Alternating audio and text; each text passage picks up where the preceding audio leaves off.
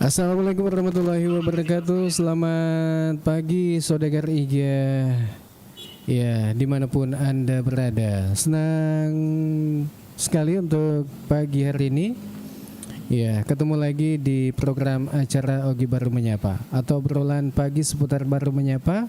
Tentu di hari Kamis di tanggal 4 Desember 2025. Ya, Alil bersama dengan Bang Ilo hadir lagi menemani Anda ya di hari Kamis ini. Ya, dan mudah-mudahan Anda semua dalam keadaan sehat, sehat-sehat bersama dengan keluarga tercinta. Ya, dan saya sapa dulu Bang Ilo di studio, sudah standby di studio saat ini. Assalamualaikum. Halo Bang Ilo, di mana? Ya, halo Bung Alil, selamat pagi. Semangat pagi. Sejahtera untuk semuanya, teman-teman semua ya. Selamat beraktivitas. Semoga sukses segala perencanaan yang telah tersusun rapi pada hari ini tentunya Bung Alil ya. Iya, kalau aktivitas pagi ini kayaknya ya cocok melaksanakan segala rutinitas di pagi ini karena adem-adem juga, tidak terlalu panas.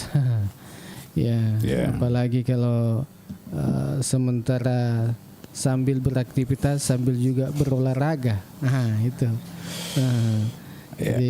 Jadi olahraga saya pagi-pagi nih ya cuci mobil Bung Alil. Oh iya. Meskipun ya memang sedikit sudah agak beda ya Bung Alil ya, mungkin karena faktor usia juga. Terasa capeknya minta ampun gitu. Saya rasa remuk redam ini tulang-tulang ini Bung Alil. Begitu selesai ya harus ambil napas panjang ya, karena ya seperti itu. Jadi pagi ini kayaknya ya agak rame nih. Kalau hari Kamis berarti hari pasar baru di. Kalau pasar Matirwale ada juga kalau di Desa Lalabata itu pasar rakyatnya, pasar tradisionalnya. Nah, kalau Kamis juga itu. Jadi ya mak belanca nih kan ni pole pasae, meli bale, meli kaju. Jadi apalagi kalau musim hujan seperti ini Bung Alil, ada sayur yang memang dikenal di musim ini ya. Yang banyak dijual di pasar itu ada namanya sayur boce itu barangkali. Boce. Itu. Jadi boce dikasih santan, dikasih sama dengan bakak toa. Tua ya. Iya. Kemudian dikasih talibo, namanya kali talibo itu. Asik Pak Nato. Kasih daun serai sedikit, panas-panas dinikmati pagi-pagi, sarapan pagi Bung Alil itu luar biasa. Tapi masih ada gitu talibo. Begitu. Masih Bung Alil. Saya kalau ke pasar sering cari itu Bung Alil, sering cari talibo. Di pelelangan juga masih ada orang-orang tertentu yang masih menjual. Kan sekarang kerang-kerangan seperti tiram itu kan juga sudah banyak yang sudah dilepas ya dari ininya. Jadi ya kebetulan saya memang penggemar masakan-masakan nenek Bung Alil. Jadi itu lidah saya itu beda dengan anak-anak saya sekarang. Jadi kalau anak-anak saya sekarang itu memang karena dia sejak kecil semua di Makassar, ya lidahnya lidah Makassar Bung Alil. Sementara lidah saya itu tidak terbiasa. Kalau dia bilang Pak makan di Pizza Hut, makan burger apa kayak gitu, saya malah pusing itu makan sushi ya kan. Aduh, saya malah ndak ngeh lidah saya dengan yang bunga. Tapi kalau bilang kita ke rumahnya tante, ke rumahnya nenek baru makan ya makanan yang dulu itu kayak sayur boce, sayur baka. Favorit saya itu Bung Alil. Iya. Makan jatuh tuh. Apalagi kalau ada ulu bale, ulu juku, ulu bale, ulu bale Bambang Ngeton itu macam lah itu.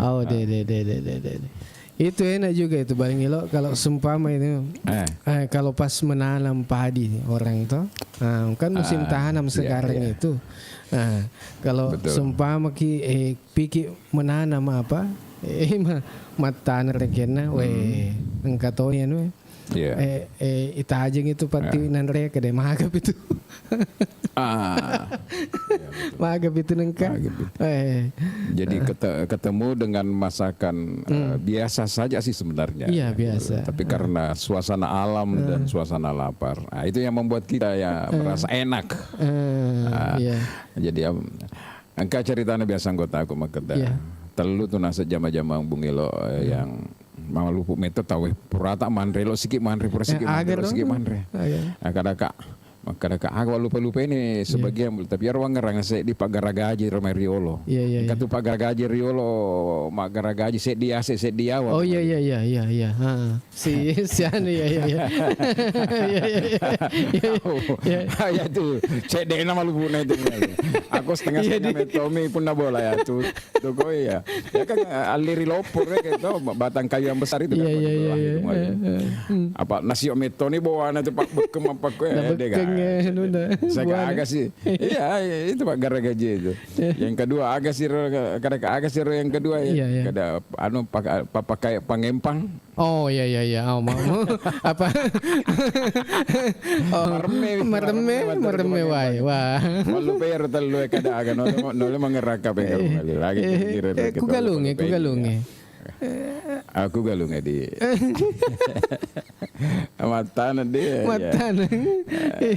Ku galungnya. Jadi ero nasa panggempang Pak nasa ko make panggempang nasa tay. Kamar remero robot. Jadi malupu sih jadi malupu. Jadi ko macawe mi bola na pati nanre we. Di me mono nasa double apa. Jadi menrena tuh kuitan nangi malupu na. Aku udah makecen. Pokoknya meremena. Jadi ternyata itu ya memang kalau pekerja keras itu memang cepat lapar Bung. Karena energi ini Bung. Energi ya. Tapi maka tuh ke yang pekerja kantoran itu Bang Ilo. Kan pikiran tos yang pikiran itu yang yang kasih capek. Aku pekerja kantor tuh Bung Ali capek tenaga maka mau minta payah Pak ya rota era joka mater. Oh iya. Iya. Pada sama-sama semuanya ada ada kelebihan dan kekurangan. Tapi pekerja fisik itu cepat tua kelihatannya Bung Ali. Kalau terlalu fisik coba lihat ada teman-teman saya itu yang sama-sama SMP tapi dia punya penghasilan pencarian itu adalah bawa becak Bung Ali. Kelihatan cepat sekali tuh. Padahal saya sama-sama SMP Bung. Biasa kalau lalu goreka, "Wih lah hang, iko gasah kan?" Iya, wah dek, bisa lah dek. Coba ya kan Bung Ali. Jadi saudara-saudara kita yang pekerja keras itu memang lebih cepat ya. Iya. Ini kita sapa-sapa juga ini teman-teman kita yang sudah ada di standby ini di bawah di komen-komen. Ini Arjuna Tak Butuh Cinta ini lama tidak ketemu ini di Komal. Assalamualaikum host. Waalaikumsalam Bang Ilo selamat pagi. Oh iya. Selamat pagi juga ya. Ada juga ini Moka Desain makanan si temanya. Weh. Ya iya, namu mah Andre mantap ji tema tuh. Iya. Panajam Pasar Utara Ibu Kota Nusantara menyapa. Oh iya, Arjuna Tak Butuh Cinta. Luar biasa Sumpololo Tangka Koraro Kampung atau Bung Ali. Saya pernah ke Panajam juga Bung Ali. Alhamdulillah. Banyak orang baru memang di sana Bung Ali. Saya kalau dari rumah Om itu Bung Ali, kalau saya ke Balikpapan lewat kapal laut, itu saya tidak injak darat sudah sampai di rumah di Balikpapan. Kenapa bisa? Ya dari pelabuhan saya naik tambangan itu ya kalau bukan speed orang kalau tambangan itu kan yang pelan-pelan aja tapi kalau speed itu kan pakai speedboat ya. Saya pakai tambangan saya sudah sampai di rumah karena rumah om saya itu di Kampung Baru Tengah itu di atas laut Bung. Jadi di darat saya sudah sampai ke rumah. Nah, terus kalau mau lagi ke Panajam itu naik tambangan juga naik speed itu nyebrang ke sebelah itu udah nyampe itu Bung. Wih di atas laut di atas laut di atas laut rumah Bung. Jadi ada PBB-nya itu Bang. Di situ ada PBB? Ada sertifikatnya. Sertifikat Bu Ali. Di atas laut. Ada sertifikatnya. Di atas. Iya. Ada sertifikat. Ada. Iya.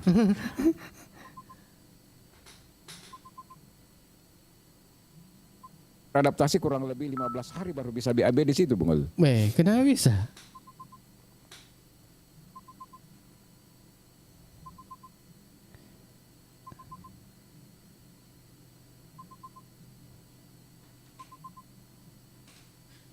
lagi live kan dulu. Halo. Ya.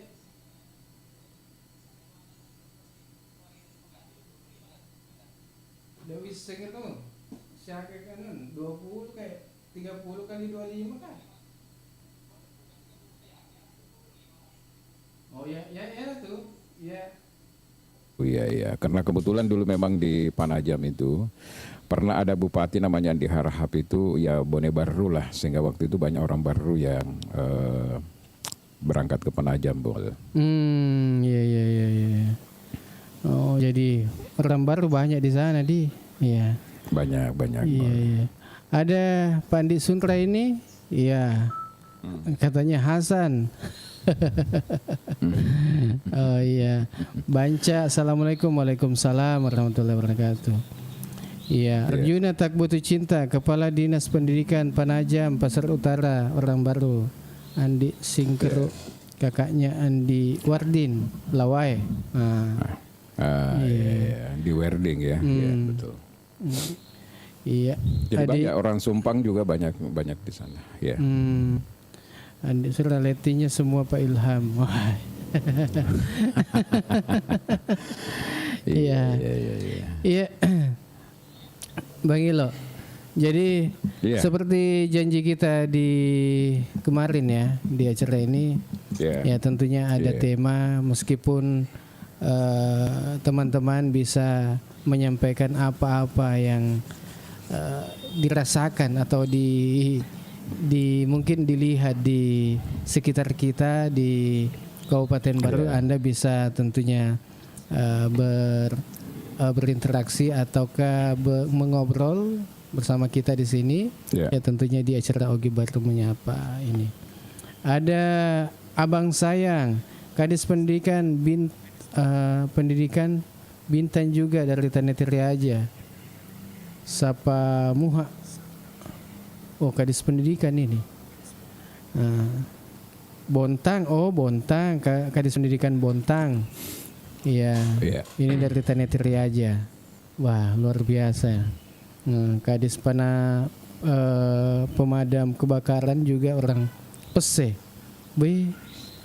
Mega Matur Jadi ya, alhamdulillah Bung orang-orang Bugis itu kan dikenal dengan perantau ya, dan pada saat terbuka Kalimantan itu kan memang banyak, bahkan sudah domisili di sana semua. Jadi om saya, tante saya itu di Balikpapan itu memang mereka sudah dikuburkan di sana, nenek saya gitu ya. Jadi memang sudah menjadi bagian dari kehidupan di sana, Bung Khalil. Mereka tidak pulang lagi untuk dikuburkan di daerahnya di Baru, di Limpomajang, tetapi sudah di sana semua. Sepupu-sepupu juga udah pada di sana semua, Bung Khalil.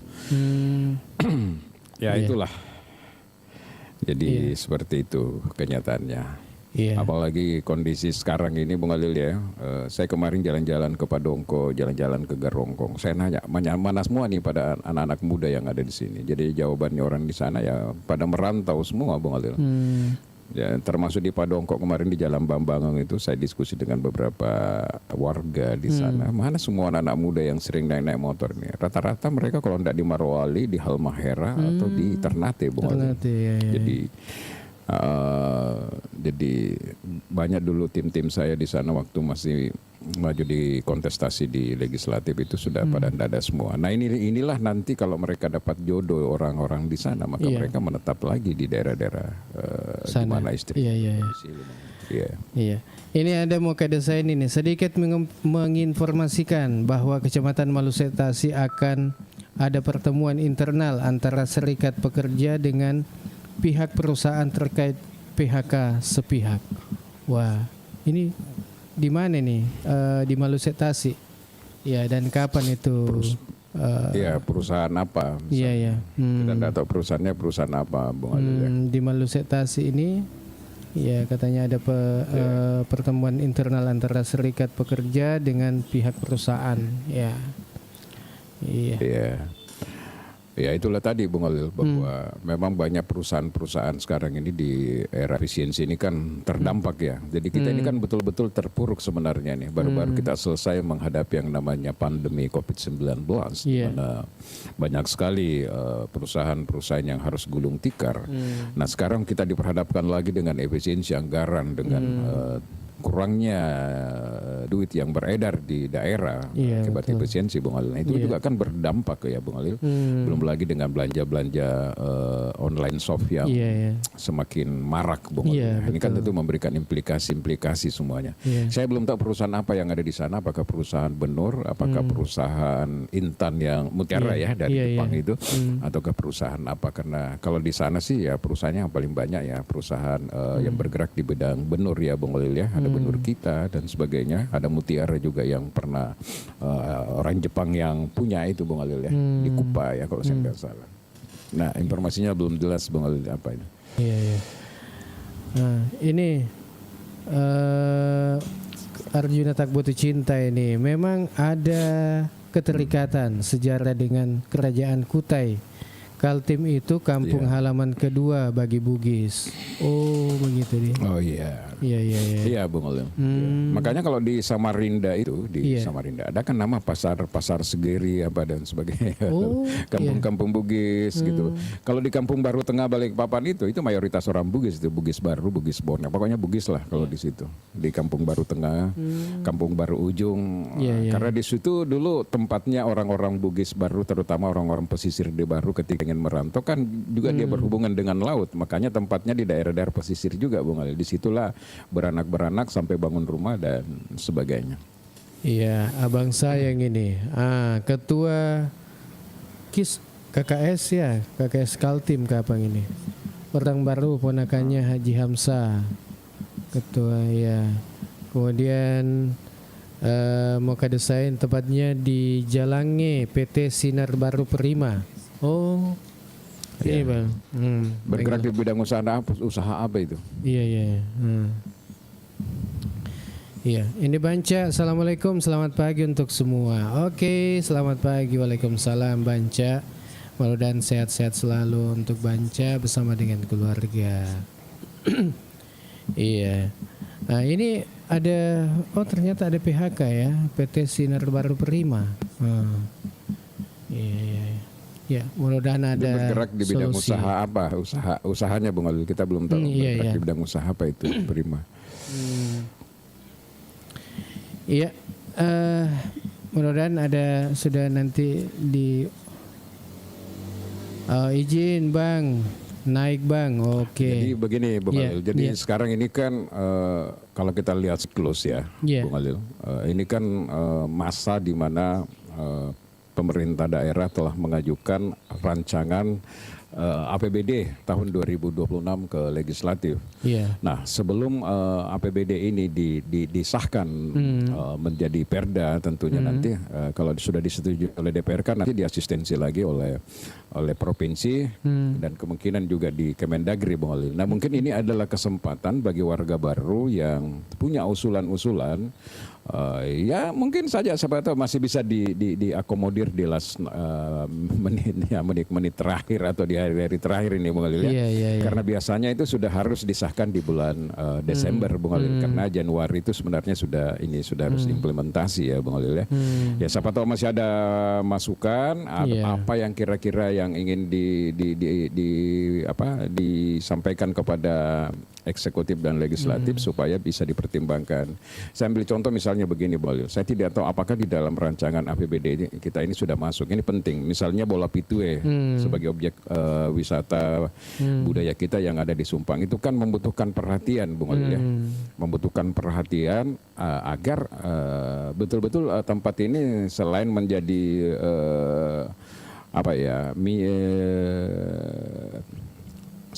catatan sejarah bagi perjalanan bangsa di bidang perjalanan daerah kita baru di bidang arsitektur Bugis misalnya. karena di situ ada miniatur bangunan rumah adat Bugis. Ya, dia kan juga sering ditempati untuk kegiatan-kegiatan seperti pelatihan, training, bahkan rumah yang ada di sana itu kan dipersewakan. Nah, sayang sekali kalau menurut saya tidak masuk di dalam APBD pokok di tahun 2026 akan datang untuk dibenahi, Bung Alil. Itu satu. Yang kedua, bola sobae. Iya. Bola sobae ini kan kenapa ini bola sobae? Yang dikelola juga oleh bagian umum, Bung Alil. Ini sama dengan Islamic Center yang sering digunakan oleh pihak masyarakat untuk digunakan ya, Bung Alil. Nah, setelah saya kemarin di sana melihat situasinya juga itu sangat memprihatinkan sekali, Bung Alil. Kenapa, Bang? Jadi hampir pelapon dan kamar-kamar pokoknya semraut dan boleh dikata sebenarnya sudah tidak layak lagi, Bung Alil, konteks sana itu. Terutama di bagian kamar-kamar. Nah, jadi ex kantor DPRD baru ini yang sekarang jadi bola soba ini menurut saya tahun 2026 yang akan datang ini perlu diperbaiki, Bung Alil. Mungkin cuma cukup penunjukan langsung saja sudah bisa bagus.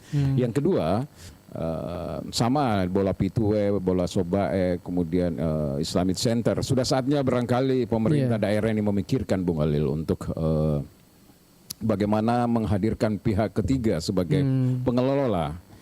Karena saya lihat selama ini, Bung Alil, ya mohon maaf ya, dari dulu sampai sekarang, bukan hanya sekarang saja, di pemerintahan yang lalu itu sebenarnya yang dipilih orang untuk bertanggung jawab di situ lebih kepada sebenarnya sebagai karyawan saja, bukan pengelola. Karena beda pengelola, beda dengan karyawan, Bung Alil.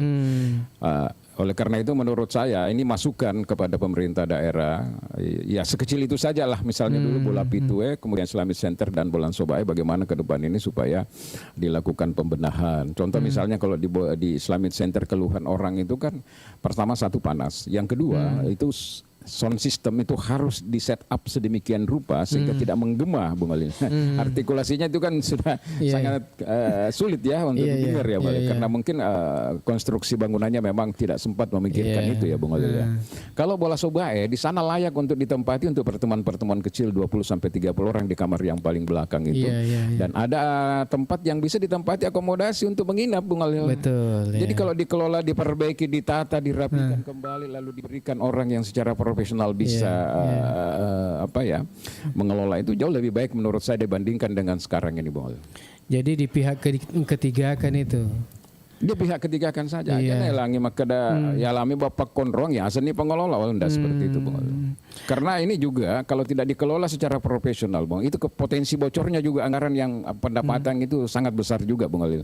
Sangat besar. Iya. Apa ini? Tapi kalau sudah ada pihak ketiga kan tinggal dikasih target saja. Misalnya dalam 1 bulan Anda mampu enggak misalnya 15 juta kalau di bola sobae. Mau rugi mau untung enggak ada urusan saya, yang penting Anda siap. Kalau ada yang berani 15 juta kenapa enggak diterima? 15 juta kali 12 kali 1 tahun itu kan luar biasa nilainya dibandingkan tidak jelas. Nah ini kalau jelas kan sudah masuk di dalam pemasukan sehingga nanti di dalam pendapatan daerah itu jelas kontribusi pemasukan lewat katakanlah misalnya bola sobae sekian, bola P2E sekian, Islamic Center sekian, sehingga ada transparansi, ada keterbukaan sehingga kita tahu bahwa ada hasilnya, Bang. Saya kira terbuka juga kalau pemerintah yang kelola, Bang Ilo. Masih ada potensi-potensi. Oh, masih ada bocor, potensi. Oh iya.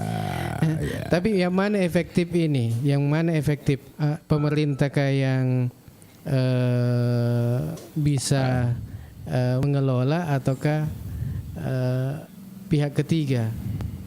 Yang mana? Kalau saya di pihak ketiga kan, sekarang bukan zaman lagi. Kita ini ke pihak pemerintah kan sudah super sibuk ya. Mana mau punya kemampuan lagi untuk mengurus seperti itu. Nah, kalau kita pihak ketiga kan, berarti kan swasta yang menangani itu kan dia bisa berinvestasi, dia bisa memperbaiki, dia bisa merawat, dia pakai manajemen yang baik, dia bisa menggunakan teknologi, misalnya era digitalisasi dan sebagainya, Bang. Karena dia berpikir ya dia harus profit, ya kan? Dia harus punya keuntungan. Kalau dia invest harus membayar 15 juta per bulan, kan minimal dia harus pendapatannya di atas itu, boleh. Iya.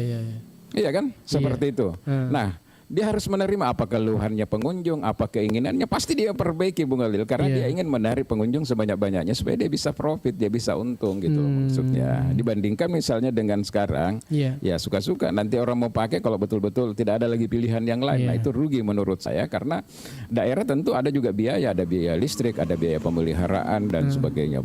Ini 2026 nih kita tunggu ini langkah-langkah strategis pemerintah daerah untuk menangani hal itu Bung Alil. Jadi kalau pemerintah daerah sekarang kan saya lihat itu di Bola Sobai tidak terawat, Bang Ilo. Ya tidak terawat. Kalau Anda datang ke sana, teman-teman pers, teman-teman media, coba datang ke Bola Sobai di sana, sorot semua pelapornya itu dan fasilitas yang ada. Itu memprihatinkan sekali tuh Bang Alil. Nah dari depan saja itu sudah tidak nyaman sebenarnya kita lihat kalau udah ada. Padahal tempat itu masih sering digunakan orang untuk pesta, dan kalau dia bagus bisa saja orang bisa tempati untuk event seminar, diskusi. Nah, karena dia punya ruang kecil, ada juga ruang besar yang di tengah itu. Nah sering dulu digunakan yang di belakang itu disewa-sewa itu. Betul. Bahkan dulu makanan dan sebagainya itu disiapkan oleh pihak pengelola Bola Sobai itu Bung Alil. Nah kalau sekarang kondisinya, kalau Anda masuk lah, aduh luar biasa. Saya sempat foto-foto karena kebetulan baru saja saya gunakan di sana. Miris hati saya melihat aset yang seperti ini yang mestinya bisa memberikan benefit ya dalam bentuk kontribusi dalam pada PAD kita, tetapi tidak dipikirkan dengan baik Bung Alil. Sayang menurut sayang saya. Sekali di. Sayang 1000 sayang. Iya, ini ada muka desain bergerak di budidaya benur ya. Nener. Pemicunya adalah karyawan yang bergabung dalam serikat pekerja menuntut gaji UMP dan hak cuti. Itu tuntutannya. Ada yang ingin gabung ini Bang Ilo. Kayaknya. Iya. Kita terima ini ada yang gabung. Ada juga siapa ini yang tadi mau gabung? Silakan. Bugis Ji. Iya, silakan. Bugis Ji. Assalamualaikum. Waalaikumsalam warahmatullahi wabarakatuh. Iya. Agak kerebat tuh. Alhamdulillah. Iya. Alhamdulillah. Iya. Akhirnya baru.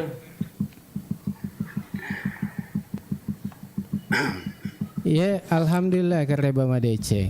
Iya. Ini lama lagi ini baru muncul ini bro yang satu ini Bang.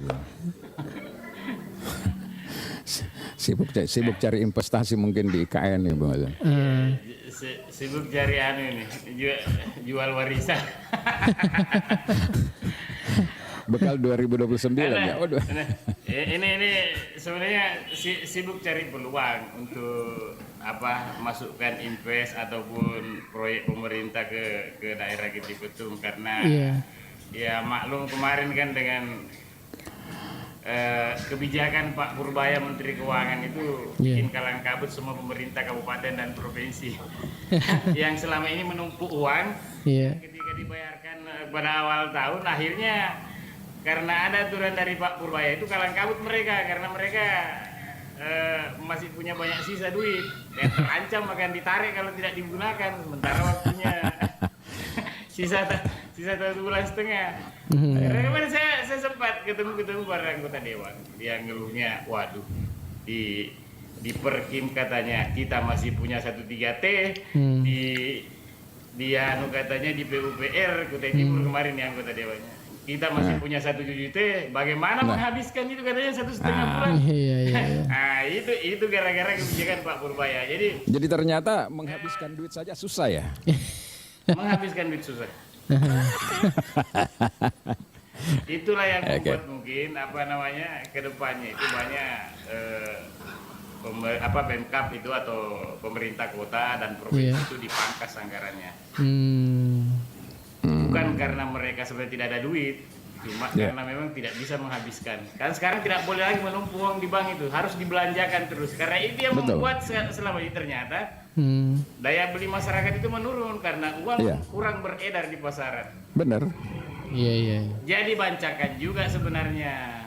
karena banyak temuan kan kayak di sini di Kutai Barat itu disimpan uang itu 2,6 T tidak dibelanjakan karena mereka berpikir akan membelanjakan pada awal itu kira-kira kalau 2,2 itu kira-kira kalau 2,6 triliun kalau didapat pendapatan bunga kira-kira berapa itu dalam satu bulan itu? Saya nggak tahu, yang jadi temuan di Kalimantan Selatan kan memang banyak ini, yang dapat bunga sampai 40 miliar itu kan. Iya kan? Kabupaten apa itu? Ya pokoknya yang tinggi-tinggi itu Kalimantan Selatan itu. Yang Kalimantan Selatan, benar. Iya. Ada Bugis Ji nih yang sudah bergabung juga. Kita sapa dulu. Assalamualaikum. Waalaikumsalam warahmatullahi wabarakatuh. Iya, Bugis Ji. Iya, akhir rebat mai. Begini. Iya. Madeceng. Iya. Ini ada sebenarnya kasus. Apa itu? Kasus lama sebenarnya ini terkait zakat ini. Terkait zakat khususnya zakat profesi. Iya. Ini rada-rada ini sedap-sedap kita bicarakan ini. Iya. Zakat profesi itu selama ini kita ditarik pendapatan kotor. Sementara kasihan pegawai itu kebutuhannya yang paling utama itu kalau dia terangkat jadi pegawai dia butuhkan dulu rumah, belum lagi beristri, belum lagi kendaraan dan lain-lain. Itu sebenarnya saya sangat prihatin juga sebenarnya. Ini sudah lama keluhannya pegawai sebenarnya. Cuma dia tidak mau speak up karena ya namanya itu adalah keputusan Perda kah atau bagaimana? Ya ini Perda ya kayaknya itu. Ya Bang Ilo, Perda kayaknya itu. Perda kait zakat itu. Ya. Jadi kami dapat dapat data juga bahwa data dari liputan.com bahwa zakat itu sebenarnya pendapatan kotor ya setelah dipotong dari pengeluaran dari karyawan itu.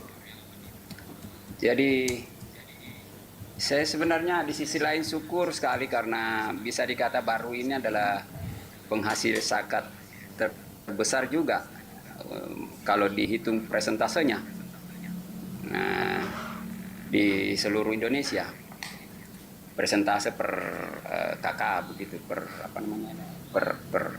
jumlah penduduk ya, karena kota kecil ya.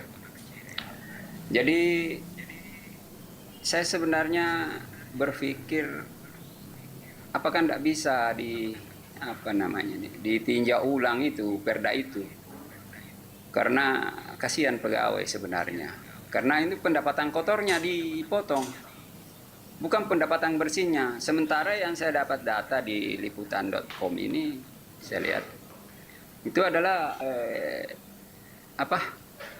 penghasilan bersih.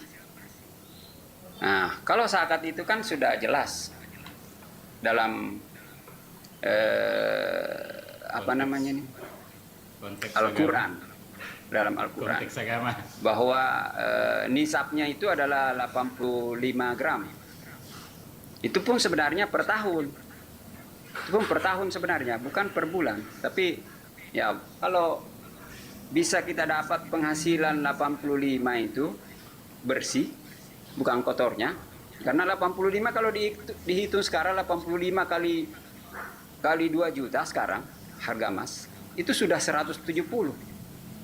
Kira-kira ada pegawai ya mungkinlah pegawai rendahan lah bisa, nggak bisa dia dapat itu. Kalau pejabat eselon ya mungkin bisa didapat itu karena termasuk tunjangannya dan lain-lain. Saya kira demikian karena sangat seksi ini sebenarnya pembicaraan karena pegawai takut sebenarnya berbicara itu akan hal ini. Ya, saya kira demikian. Bagaimana itu? Iya, Bang Ilo. Solusinya sebenarnya. Iya, ini menarik juga Bang Ilo. Iya, ini terkait dengan zakat penghasilan ya, zakat penghasilan yang kewajiban mengeluarkan bagian dari pendapatan rutin ASN ya. Zakat profesi. Iya, profesi. Karena langsung dipotong. Ya, jadi kalau kita lihat itu kan baru ini termasuk daerah yang selalu dijadikan pilot project ya, selalu dijadikan best practice terhadap pengelolaan zakat, karena baru ini dianggap salah satu daerah yang mampu mengumpulkan zakat itu yang sangat besar. Terutama ketika Guru Kiai Haji Arief Bajedi itu masih menjadi bagian daripada yang ada di dalam komisioner itu, Bang Olil ya. Ya saya juga baru dapat informasi ternyata kalau ada zakat yang diambil juga oleh daerah, ada juga provinsi, Bang Olil. Dan ternyata di provinsi itu juga tinggi, kalau nggak salah 2,5%. Artinya kalau gaji Anda itu 10 juta, berarti zakat per bulannya itu 250.000, Bang Olil. belum pi lagi daerah, Bang Olil ya. Jadi memang perlu dipikirkan, ditinjau kembali apakah bagaimana jalan keluarnya, solusinya, Bang Olil. Bisa saja misalnya ya oke lah tetap dipungut biaya zakat di tingkat provinsi, tetapi misalnya jangan diambil dari gaji kotor. Karena itu kan belum dihitung dengan katakanlah kredit-kredit atau utang-utang yang harus diselesaikan, kan begitu. Sepanjang dia tidak memberatkan, saya pikir tidak ada masalah. Tapi kalau sudah memberatkan, nah itu juga persoalan, karena kembali lagi ke dalam agama bahwa innamal amalu binniat ya, Bung Adil ya. Jadi tergantung juga dari niat. Kalau kita niatnya juga sudah tidak ikhlas kan berarti tidak beramal juga tuh jadinya, Bung Adil. Seperti itu kan. Kalau kita berbicara hakikinya gitu. Jadi ya perlu dipikirkan kembali. Bukan berarti mungkin ASN tidak ingin membayar zakat di tingkat provinsi, tetapi satu itu tadi bahwa diperbaiki. Kalau bisa dihilangkan lebih bagus lagi. Tapi kadang orang provinsi makan di mana saya yang mengambil kalau bukan di daerah, kami ini nggak punya wilayah. Kan begitu, orang provinsi itu nggak punya wilayah kecuali di daerah-daerah kan, Bung Alil ya. Iya. Seperti itu. Tapi kita lihat dari segi manfaatnya ada. Contoh misalnya, Bung Alil, musibah yang terjadi di Sumatera Barat, Sumatera Utara dan Aceh. Kita lihat KDM langsung mengambil langkah, mengumpulkan beberapa stakeholder, termasuk Basnas itu tadi. Ya, akhirnya terkumpul 7 miliar. 7 miliar itu dibawa ke sana untuk diberikan bantuan, dikonversi dalam bentuk makanan. Jadi bukan tidak ada manfaatnya, kalau menurut saya ada manfaatnya, tetapi jangan juga memberatkan bagi ASN. Harus dicari di sisi bagaimana supaya itu tidak menimbulkan problem menurut saya.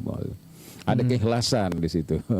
Seperti itu. Saya belum dapat regulasinya, regulasi yang digunakan untuk apa, tapi yang jelas kalau daerah pasti ada perdanya, Bung Alil. Mungkin dia perda provinsi kah atau apa yang digunakan sebagai legal standing atau rujukannya. Begitu, Bung Alil. Oke. Iya. Dan kalau saya lihat ini pajak zakat penghasilan ini kewajiban mengeluarkan sebagian dari pendapatan rutin. Ini gaji atau honor, upah dan lain-lain yang halal bagi umat muslim. Kewajibannya itu berlaku jika penghasilan telah mencapai nisab batas minimum secara dengan 85 gram emas per tahun. Ya, dengan kadar zakat sebesar 2,5%. Katanya cara menghitung jadi cara menghitungnya itu dengan itu tadi hitungan sejarahnya, logikanya, Bung Alil. Kalau Anda punya penghasilan 10 juta kali 2,5%, 250.000 per bulan. Iya. Kalau 10 juta ya. Jadi kalau cara menghitungnya dengan mengalihkan total penghasilan per bulan itu dengan 2,5, dan kewajiban ini bisa ditunaikan setiap bulan atau setiap tahun. Ini kalau seumpama, maksudnya mungkin ini Bang Ilo, kalau seumpama gajinya itu setiap bulan dipotong, ya daripada 1 kali 1 tahun, tapi kan maige langsung iwaja Bang Ilo. Jadi ya mungkin ya baiknya 1 bulan 1 bulan. Itu mungkin maaf saya salah dulu kan. Iya. Mungkin kita lupa barangkali pada saat perda ini terbit, ya kan. Pada saat perda ini terbit, kan patokannya itu harga emas 8 bukan perda ini, bukan perda. Nah, ya taruhlah kalau ada perda bukan perda ini yang saya bacakan ya. Nah, maksudnya saya bicara di sini kan patokannya, dalilnya saya maksudkan. Jadi kan mungkin kita lupa pada saat mungkin timbul peraturan itu atau apalah namanya. Mungkin harga emas itu tidak seperti harga sekarang. Barangkali pada saat itu kan memang emas ini kan semakin tinggi ya, beberapa tahun terakhir ini bisa sampai 2 kali lipat dari yang sebelumnya. Saya mungkin merasa kalau peraturan ini sudah berlangsung lama dan hitungannya pada saat itu juga mungkin memenuhi setahun penghasilan mereka dengan hitungan begitu. Saya pikir begitu. Barangkali waktu itu harga emas masih di sekitar 700 atau 900, 1 juta begitu. Jadi ya memang kalau dengan hitungan sekarang dengan harga segitu barangkali sudah tidak masuk. Saya mungkin melihatnya seperti itu barangkali ya. Dan memang kalau sudah seperti itu faktanya berarti ada harus kajian ulang sebenarnya. Saya kira begitu maksud Anissa itu. Oke. Ya, namanya regulasi itu Bung Halil. Itu kan ada situasi dan kondisi pada situ yang mempengaruhi. Karena itu menurut saya tetap juga harus terupdate dengan kondisi sekarang ya. Jadi kira-kira emas ini tidak turun lagi ya? Kira-kira kecenderungannya emas ini tidak turun lagi? Kalau turunnya sih saya kira turun, tapi tidak separah mungkin kayak bawa anjlok seperti itu enggak. Dan itu ininya kan semakin kesana semakin naik terus. Kalau itu fluktuasi aja, kalau dia turun sedikit dan pada akhirnya naik terus. Karena investasi yang paling menjanjikan sehari itu adalah emas. Pada datangan itu terlalu meleula kasih kumake itu.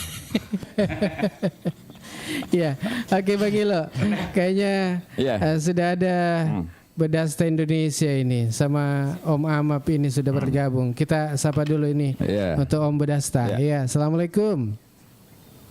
Waalaikumsalam warahmatullahi wabarakatuh. Agak keren. Halil, Bang Ilo, thank you. Makasih banyak udah di join. Apa kabar ini, Om? Alhamdulillah, baik. Alhamdulillah. Saya menarik sekali kalau berbicara masalah kampung tak baru, jadi memang terlalu banyak persoalan yang mau didiskusikan, bukan mau dipertengkarkan. Artinya solusinya tetap dicari, ya kan? Saya mau maaf karena last minute baru join, saya nggak tahu tema pagi ini apa. Yang jelas tadi saya cuma sempat ikuti terkait masalah beberapa prasarana di Kabupaten Baru ya. Apa tadi? Segala macam ya.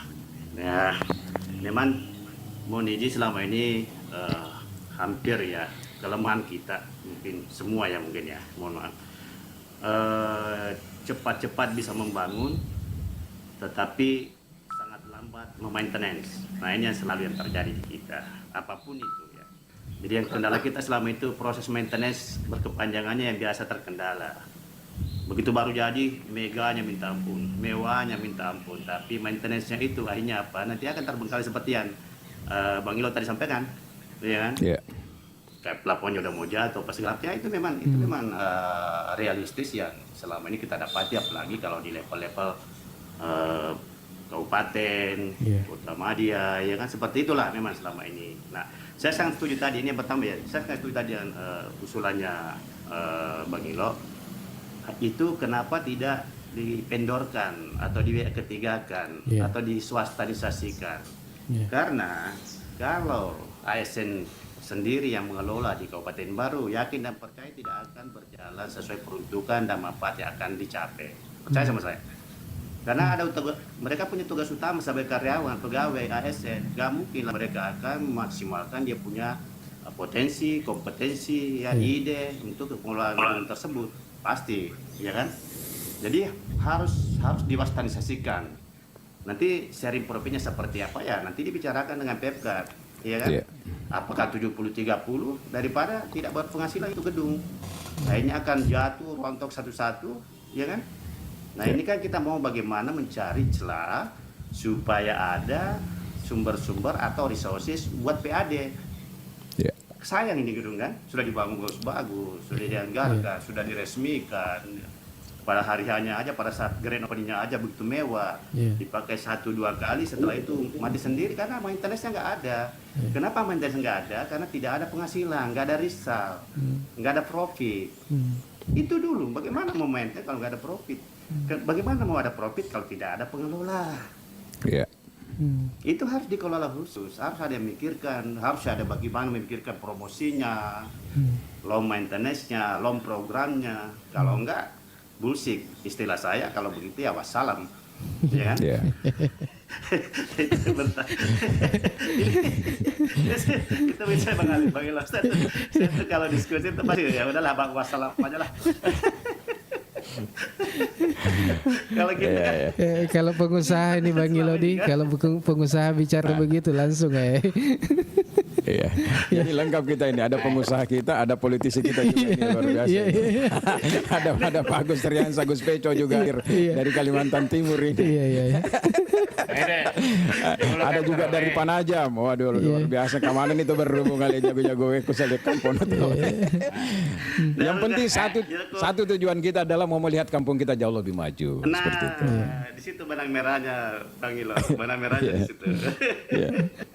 Karena kalau bukan kita yang perhatikan kampung tidak mungkin orang lain ya kan? Iya betul. Yang pasti kan tujuannya ini bukan mengkritisi boleh, tetapi menjelek-jelekkan tidak mungkin. Karena ini biar bagaimana kampung kita sendiri kan? Betul. Nah, ini yang perlu kita pikirkan bersama. Jadi saya sepakat tadi bahwa seperti Bang Ali atau yang tadi sampaikan dari awal karena saya telat gabung ya itu tadi saya sepakat harus dipendorkan atau diswastanisasikan gitu loh. Jangan berharap sama teman-teman ASN kita, nggak bakalan. Ya pertama mereka punya tugas tersendiri, tugas pokok sebagai pegawai negeri di departemen masing-masing atau di dinas masing-masing. Yang kedua, kompetensinya kan bukan untuk itu.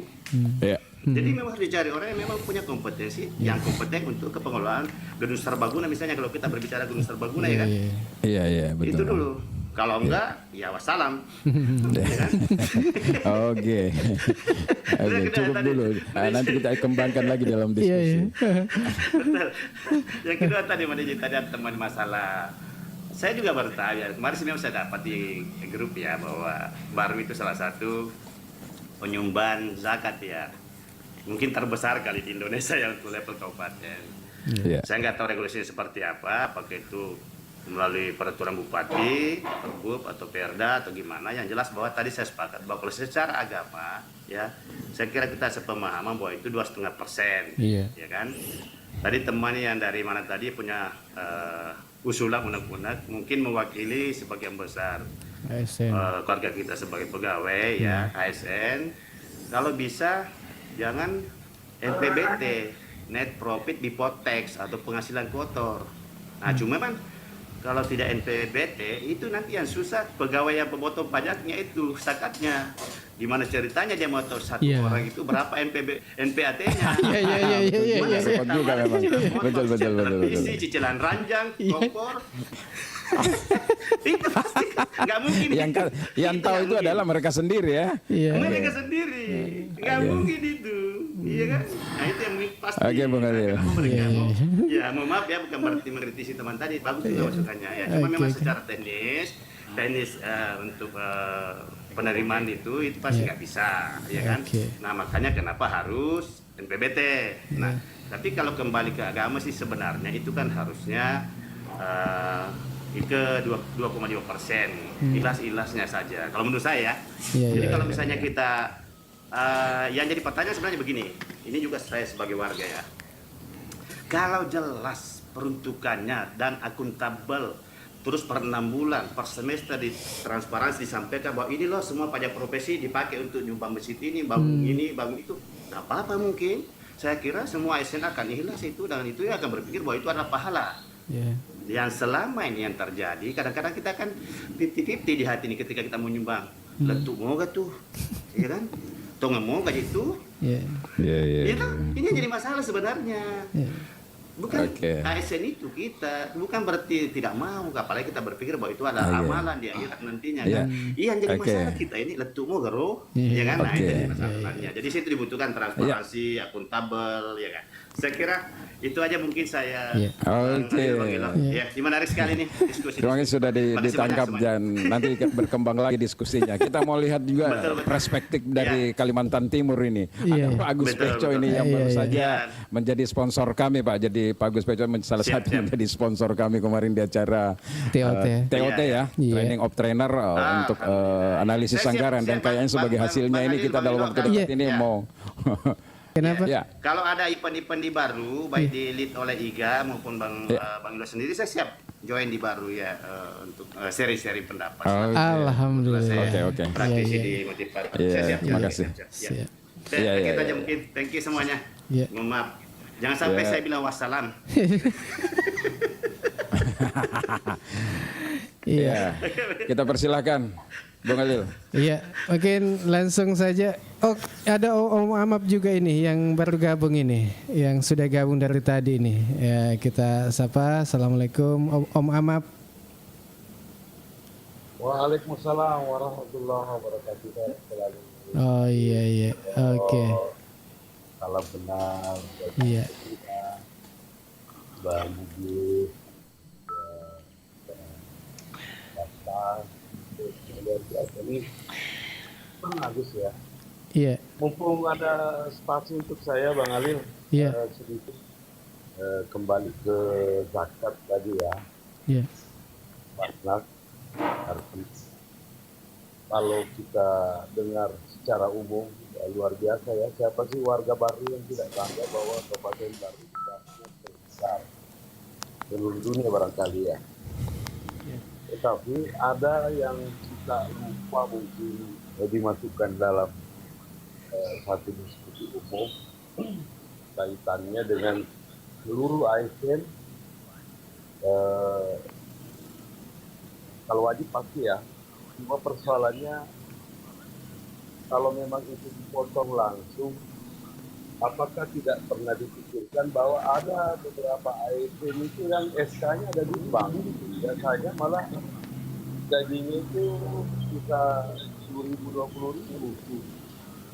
Nah, kemudian nanti potong zakat secara otomatis. Bagaimana itu sebenarnya sih kalau melihat apa namanya itu kita sangat bangga ya. Punya zakat, tetapi pengumpulannya ini apakah sudah benar? Misalnya saya umpamanya jadi saya seorang pegawai negeri, tetapi setiap saya gajian itu mati gitu loh. Bisa sedikit kemudian dipotong lagi 2,5% dari gaji saya umpamanya 5 juta, berapa tuh? Nah ini sebenarnya yang banyak yang tidak didiskusikan ya. Jadi banyak orang sebenarnya kalau secara agama dia belum wajib zakat karena gajinya aja udah cukup. Kemudian secara otomatis dipotong apakah BPD yang potong lagi atau apa saja. Yang ini yang perlu. Kemudian yang kedua, bahasanya bagus gitu. Setiap ada masalah pasti ada yang Basnas terlibat. Cuma banyak juga pihak yang mengatakan itu tidak masuk 8 asnaf, misalnya Basnas turun tangan, sehingga beberapa pagi sebelumnya seolah-olah karena Basnas ini ikut terpolitisasi gitu loh, ya kan? Umpamanya Basnas menyumbang satu musibah kebakaran, tetapi yang atas nama di situ bupati. Ya kan itu salah satunya itu. Jadi karena waktu juga ini Bang Ali, kali teman-teman lain, terutama Bang Agus juga. Ini tadi saya sih tidak apa ya, tapi bagaimana yang saya dengar ya kiri kanan bahwa kasihan loh ya Oke. Sebenarnya dia tidak wajib zakat karena gajinya sudah habis. tetap seperti itu Bang Ali. Demikian saya kira Bang Ali sedikit. Terima kasih kesempatannya ya. Iya, oke. Om Amap, iya. Makasih banyak Om Amap ya sudah bergabung juga di pagi ini. Iya, Om Ilo, Bang Ilo. Izin. Iya. Izin dulu. Iya. Izin dulu. Iya. Maaf. Iya. Izin dulu. Bicara. Iya. Sebentar dulu, Om Bagus. Kita persilahkan dulu Pak Iya. Agus dulu Iya. untuk memberikan komentar, baru kita tanggapi secara keseluruhan. Ya, karena supaya yang bergabung dulu semuanya kita kasih dulu kesempatan. Iya, iya. Silakan Pak Agus Peco, silakan. Apa yang bisa disampaikan? Dan tadi saudara terus tetap tidak berpendapat. Bicu sadamu. Kalau ada roti, aku boleh pada aja betul jadi deh. Aja tak heran Bang Ilo si Bahos apa Iya. sapu ku ya kan. Oh. Aku sih runtuh kamu terima sasa kak. Silet TikTok kak sapu ku tuh jadi aja tak heran. Biasa masih runtuh. Aku ya ada berani palanya sponsor itu. Gini dah berani kak Pak teriku sih runtuh nanti lo betul mas sasa. Iya. Silakan. Ya, kedengaran enggak? Ya, mau Ya, dekat-dekat sedikit lagi ya. Mau dekat-dekat mungkin. Nalo aja nak lari itu turnamen re Pak Doi lo mas sasa.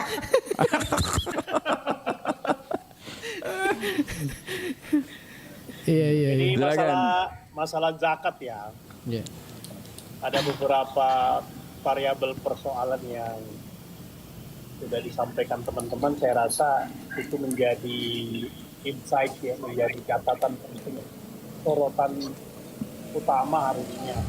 Memang sebenarnya diskusi seperti ini bagusnya itu setelah kita diskusikan di ruang-ruang medsos seperti ini, memang alangkah lebih bagusnya itu kita aktualisasikan pertemuannya di dunia nyata, tentunya melibatkan stakeholder, melibatkan pemerintah dalam hal ini, agar supaya diskusi-diskusi di dunia maya itu bisa menjadi sesuatu yang bagian daripada infrastruktur politik yang disodorkan ya terhadap kritik-kritik yang konstruktif agar bisa menjadi solusi gitu ya. Memang banyak hal yang menjadi latar belakangnya untuk kita sepakati dulu terkait soal zakat ini. Apakah memang zakat ini kita anggap bagian daripada yang kita yakini yang harus kita keluarkan? Yang kedua tentunya perspektif tentang keberadaan pemerintah daerah atau negara dalam mengelola zakat gitu lah. Kalau persoalan-persoalan dasarnya itu sudah kita sepakati, baru kita bisa pindah ke soal variabel ya untuk bagaimana memunculkan indikator-indikatornya agar supaya outcome-nya itu sesuai dengan latar belakang yang memang sudah kita tentukan dari awal. Perdebatannya tadi kan masih banyak itu. Tadi masih ada perdebatan berkaitan dengan bahwa apakah semua ASN ini, kalau berbicara ASN Mas ya, apakah semua ASN itu sudah masuk kategori muzaki ya, masuk kategori yang harus mengeluarkan zakat? Itu kita harus selesaikan dulu. Ataukah memang bahwa kita bukan dasar muzakinya, tapi dasar bagaimana setiap daripada harta kita itu ada hartanya orang lain. Jadi perspektifnya itu kan banyak sudut pandang yang bisa dijadikan dasar untuk bagaimana pemerintah daerah hadir untuk mendeliver rezeki-rezeki yang memang tidak sama dengan yang didapatkan sebagian kelompok masyarakat. Kalau etimolog dan termasuk deskripsinya kita belum berada pada substansi yang sama, maka tetap kita akan berada pada perdebatan yang tidak menyelesaikan persoalan, saya rasa. Nah, saya rasa kalau saya pribadi yang ditanya, kalau ini konteksnya adalah ASN, maka konteksnya kita tidak usah berbicara dasar hukumnya zakat dulu. Kita berbicara dasar hukumnya soal bahwa setiap di harta kita itu ada hartanya orang lain. Yang kedua, landasan hukumnya adalah bahwa negara hadir, pemerintah daerah hadir sebagai stabilisator, bagaimana untuk ada perhatian orang yang ada rezekinya lebih dibandingkan yang di bawah seperti itu. Nah, kalau dasar-dasar seperti ini tidak ada, bahkan kan kita belum diskusi soal kompleksitas ya, bagaimana kolaboratif kehadiran Basnas dalam mengelola ASN, dalam mengelola CSR, bagaimana mengelola TJSL, dalam sisi distribusi ya, dalam sisi membantu Basnas dalam pengelolaan. Kita belum diskusi dalam sisi soal aplikasi gitu loh, dalam rangka mewujudkan yang namanya transparansi dan akuntabilitas yang diinginkan salah satu pemateri tadi. Saya rasa kalau dasar berpikirnya udah ketemu, maka variabel-variabel itu untuk pencapaian indikator dalam rangka output outcome-nya kan begini logikanya. Harus ada ukuran memang, minimal itu kita ukur dalam waktu 5 tahun lah, karena bagusnya memang soal zakat ini dituangkan di dalam RPJMD, sehingga turunannya nanti kepada RKPD kita itu tertuang itu tentang berapa pendapatan dari Basnas dan diimplementasikan kemana saja. Soal akselerasi nanti itu transparansinya dalam bentuk apa? Apakah dalam bentuk videotron, apakah dalam bentuk apa dan sebagainya, itu soal akselerasi aja. Dan sebenarnya yang sangat substansi adalah dalam rentan misalnya 5 tahun ada indikator yang bisa diukur tentang berapa penerima, apa perubahan terhadap kehidupannya setelah dilakukan secara sustainable, ada enggak pengembangan jumlah, termasuk aktivitas lain selain daripada misalnya pemberian langsung tunai gitu. Ada enggak perkembangan dalam sisi usaha, dalam pengelolaan zakat itu dengan sistem kelompok masyarakat apa dan sebagainya yang dibentuk dalam bentuk usaha, UMKM dan lain sebagainya. Itu kan poin-poin yang sebenarnya didiskusikan. Jadi garis besarnya ingin saya sampaikan bahwa membicarakan zakat ini terkait soal ASN, poin pertamanya adalah diskusi-diskusi dunia maya ini bagaimana ini kita segera untuk menjadikan atensi ya kepada pemerintah daerah. Yang kedua, kita menyepakati dulu dasar pertimbangannya kenapa zakat ini ditarik kepada ASN itu, dasarnya yuridisnya seperti apa, filosofi sosiologisnya seperti apa. Setelah itu variabel indikator output outcome-nya kita tentukan sehingga kita bisa mengevaluasi itu, mengevaluasi apakah pesermister tadi per setahun di RKPD atau di dalam RKJMD-nya. Ini menurut saya kalau tidak dituangkan maka ciri good governance dalam semua pemerintahan daerah tidak bisa kita ukur kalau program Basnas sendiri tidak masuk dalam program perencanaan pembangunan daerah di Bapeda. Saya rasa seperti itu. Mungkin dasar-dasar berpikirnya itu aja dulu dari saya. Adapun akselerasi dan implementasinya sistem, saya kira banyak teori yang bisa dilakukan dalam pengelolaan zakat ini. Kalau kita mau menggunakan pola konvensional, mau pola sistem meritokrasi atau pola apapun, itu banyak sistem yang kita bisa diskusikan berikutnya. Mungkin demikian Bang Ulo. Oke. Nih luar biasa ini Bung Alil ini. Kayaknya pusat ibu kota mau memberikan apa barangkali ini. Silakan. Mah. Iya. Angkanya Lena wakili, jadi saya mau pamit apa jangan tuh Mas Sasa sih kak ujung-ujungnya.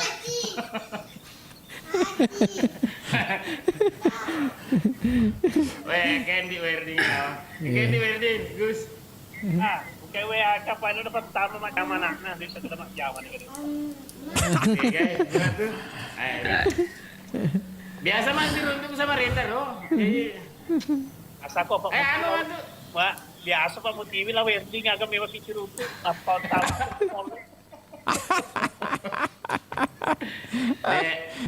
Kalau dia itu bagi kita itu enggak bisa itu main sistem todong saja. Kalau dia itu masuk tuh kayak mak kemarin ulangan sama Rinda tuh lo bagaimana tuh perjalanan aku pakai agak uang bensin, uang tol, uang makan, uang rokok, selek mana tuh. Nah kalau saudara kakak ganti rugi tuh kan. Jadi sistem begal saja kalau sama dia itu nggak bisa kalau memang cerita Pak. politikus tuh. Iya. Jadi kalau bicara ki lebih ku main begal saja. Iya. Dan oleh kok bicara. Saya lain cara aku kalau berhadapan sama dia main begal saja. Jangan lupa nanti saya mau bawa itu proposal untuk SMA. Iya. Nah, SMA di sini saya mau bikin SMA. Andi pintar urus. Ya, nanti saya tanya dulu di mana lahannya tuh. Saya bawa proposalnya ke sana. Oke. Ini gua bagian komisi bagian pendidikan jadi aku dek na tulungi lo. Iya. Tapi saya dengar ini ada niat untuk maju ini. Perlu kita dukung ini saudara kita yang satu ini. Susah mana Pak? Nah, bikin tamak ke warna warna orange, sementara rinan narigi lo kuma biru jadi susah kayak kiri. Satu masih di PD, satu masih di Rina kan di warna biru, dia di warna orange jadi tega deh. Iya. Dan sama-sama aja. Ya itu begalnya yang saya bagus menurut saya. Tapi kalau saya kemarin dibantu, saya tidak begal, jadi betul-betul. Ada beberapa aktivitas di Baru itu, Bang Ilo. Apa itu? Jadi setiap bulan Ramadan saya ngadakan lomba bulu tangkis lewat saudara. Apa itu, Ji? Terus ini pelan-pelan kita bangun soal. Mulai di depan samping rumah itu. Ya, itu kan setiap bulan Ramadan saya supporting untuk adakan lomba-lomba. Ini terakhir adakan lomba antar PKK. Kita sekarang lakukan TOT kemarin. Beberapa anak-anak yang dari Palaka dan beberapa dari Baru Kota kita beri subsidi uang kuliah, termasuk diantaranya hal-hal lagi itu sebenarnya berjalan sudah bertahun-tahun. Tapi ya sebenarnya ini saya sampaikan lebih kepada bahwa memang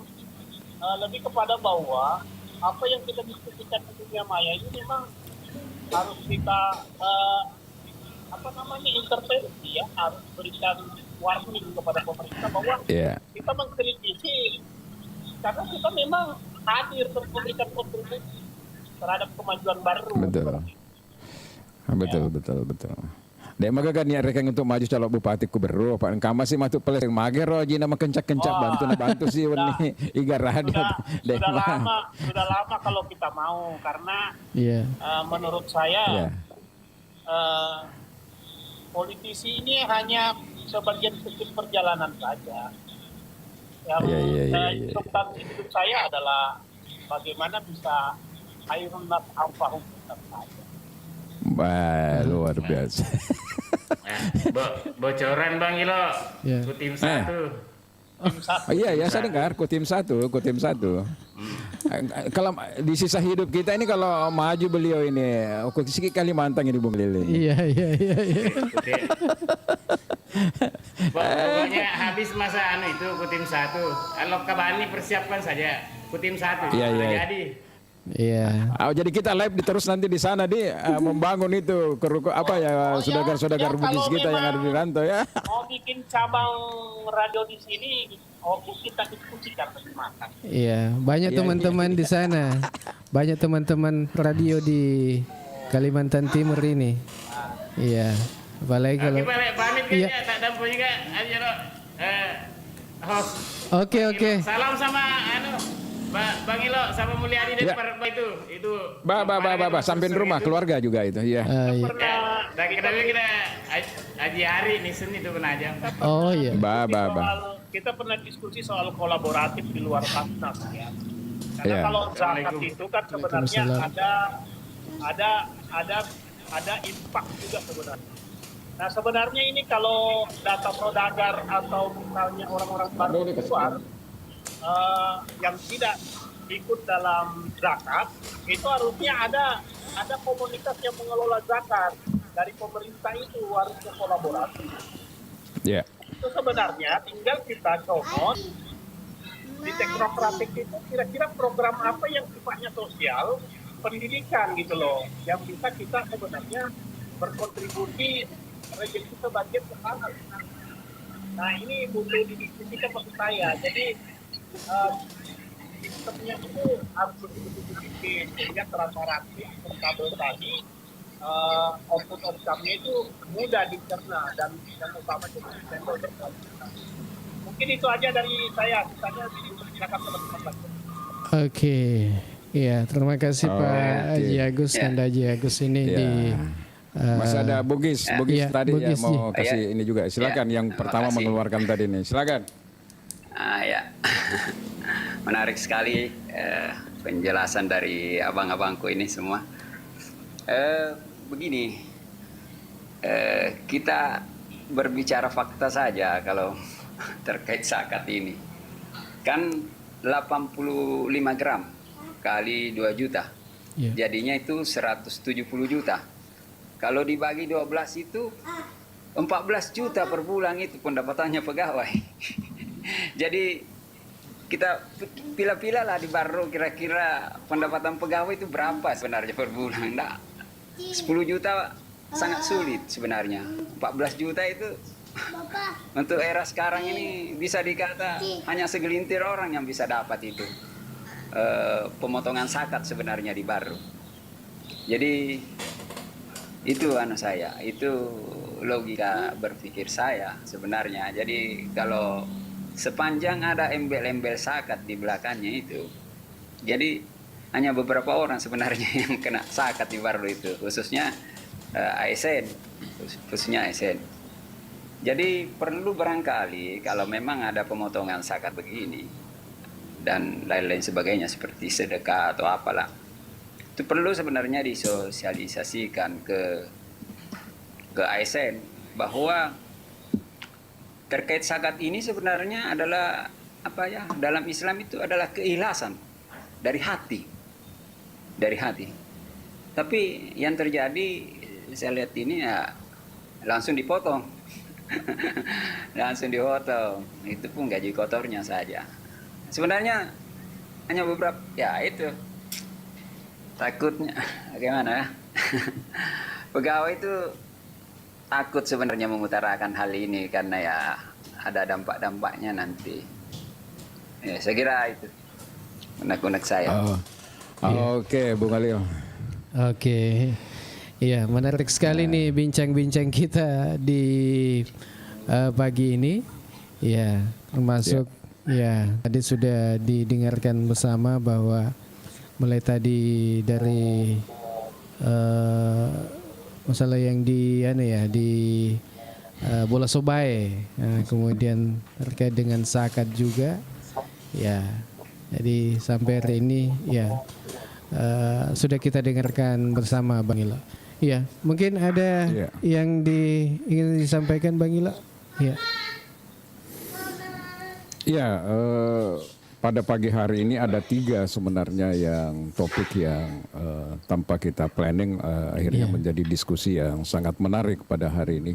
Padahal tema kita sebenarnya pagi hari ini adalah bagaimana aset-aset daerah ini kalau bisa di pihak ketiga akan dikelola agar dikelola secara profesional dan tentu dari segi responsibility, akuntabilitas dan sebagainya itu bisa dijaga lebih bisa terjaga dengan baik, ya. Kita mencontohkan tadi seperti bola Pitue, di sana ada miniatur 7 rumah adat orang Bugis baru Bung Khalil yang selama ini dijadikan tempat training, kemudian disediakan akomodasi orang menginap, tapi hari ini boleh dikata sama sekali sudah tidak berfungsi maksimal, bahkan sudah keluar dari peruntukannya. Sementara orang yang di sana juga yang tukang jaga tentu dituntut juga bagaimana bisa menghasilkan PAD. Nah, menurut saya itu perlu bagaimana tahun 2026 ini terutama daerah bisa mengambil keputusan untuk melakukan pembenahan yang ada di sana agar kembali bola Pitu ini bisa seperti sedia kala, Bung Khalil. Karena ada beberapa hal yang menjadi potensi di sana selain persoalan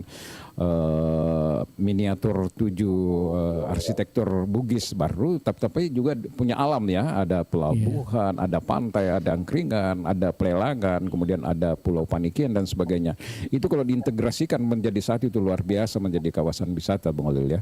Kemudian yang lain seperti misalnya gedung-gedung Islamic Center, kemudian bola Pitue yang selama ini dijadikan sebagai tempat untuk mendapatkan hasil PAD lewat jasa penggunaan misalnya perkawinan, seminar dan sebagainya, itu menurut saya mungkin sudah saatnya dievaluasi Bung Holil. Kalau ada berani pihak ketiga untuk misalnya melakukan kontrak dengan pemerintah dan itu lebih yakin, ya kenapa tidak diberikan saja supaya daerah tidak terbebani lagi untuk menyediakan anggaran di masa sulit ini untuk melakukan pembenahan, maintenance dan sebagainya. Karena kalau swasta sudah masuk ada kontrak, maka secara pasti mereka bertanggung jawab untuk meningkatkan fasilitas yang ada di tempat-tempat itu untuk menarik pelanggan, karena secara logika tentu dia ingin profit karena dia profit oriented Bung Holil ya. Tidak seperti sekarang kita lihat bola Surabaya sana terbengkalai luar biasa, plafonnya sudah banyak yang jatuh, sudah kotor, tidak ada AC dan sebagainya, orang bikin acara pengantin panasnya minta ampun. Nah kalau dikelola oleh swasta pasti pelayanan-pelayanan itu pasti akan ditingkatkan dan akhirnya menjadi service excellent. Dan tadinya kalau mungkin terpakai hanya 3 kali dalam 1 bulan, bisa jadi terpakai setiap hari. Orang pusing untuk mengatur jadwal karena fasilitas yang ada sudah cukup bagus dan dia berada pada posisi yang sangat representatif Bung Holil ya, menurut saya seperti itu. Terkait dengan Basnas ini, Sakat ini Bung Holil ya.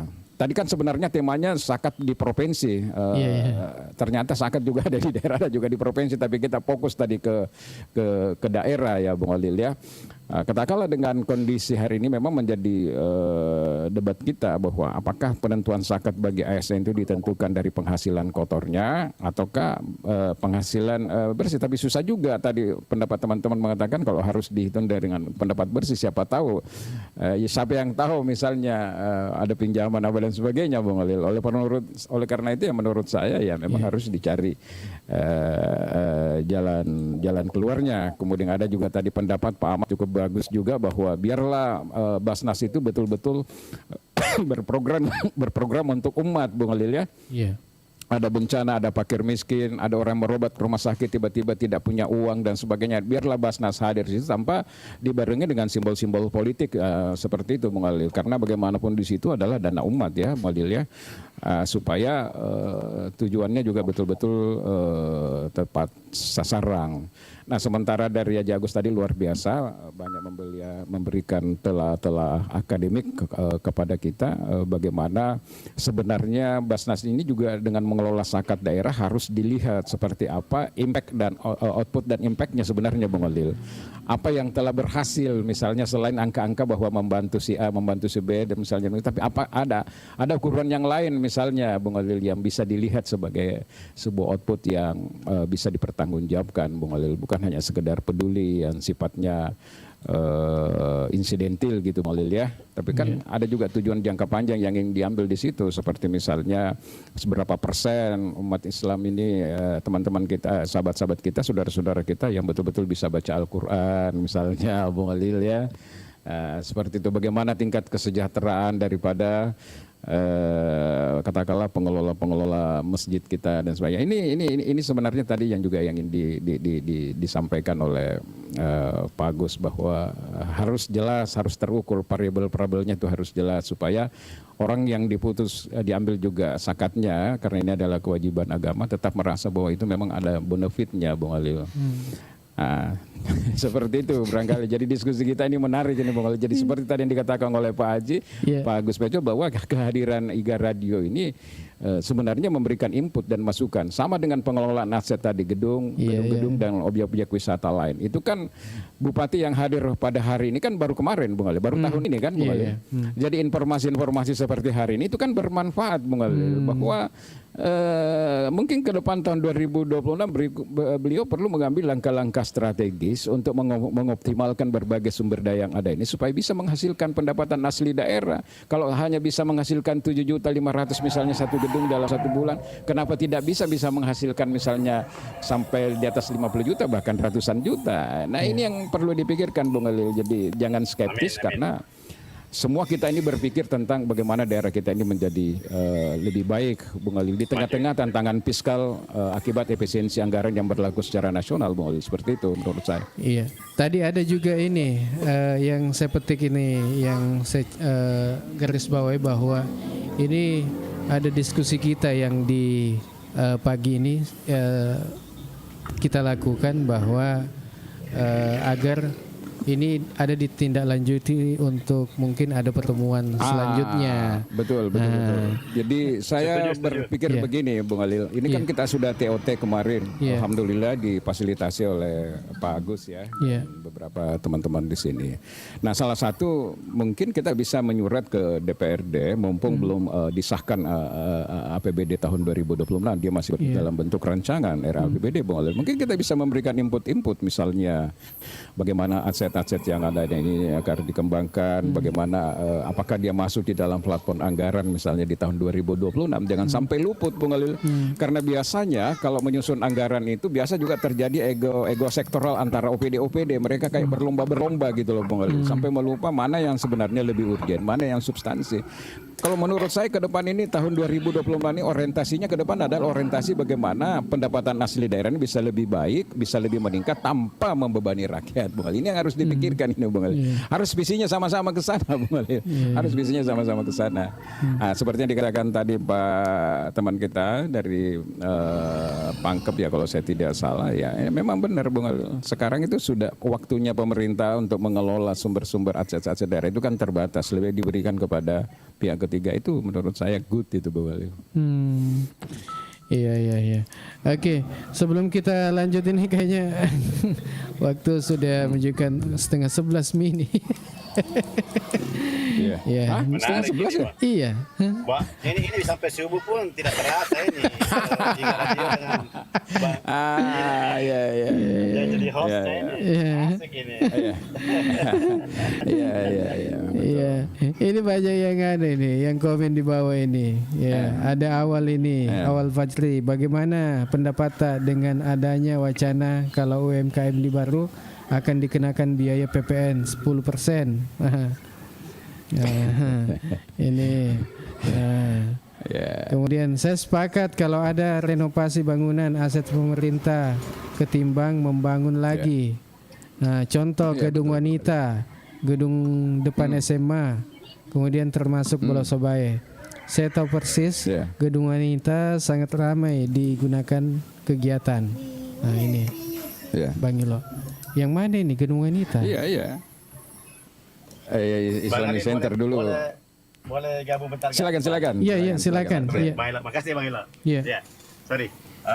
Saya off cam aja ya, kebetulan karena saya lagi di jalan, lagi drive ya. Mohon izin.